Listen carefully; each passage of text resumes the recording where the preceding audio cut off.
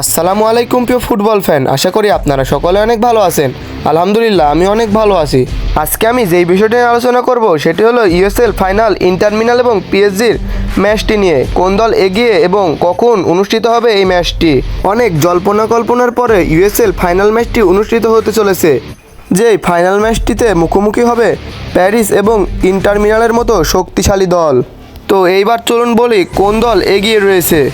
যেহেতু এটি একটি হাই ভোল্টেজ ফাইনাল ম্যাচ, তাই বলা যাচ্ছে না কোন দল এগিয়ে রয়েছে, কারণ দুই দলেই খেলতে চলেছে বাঘা বাঘা তরুণ ফুটবলাররা, যেমন Lautaro Martinez, Ashraf Hakimi, Marquinhos এবং উসমান ডেম্বেলের মতো দারুণ সব ফুটবলাররা।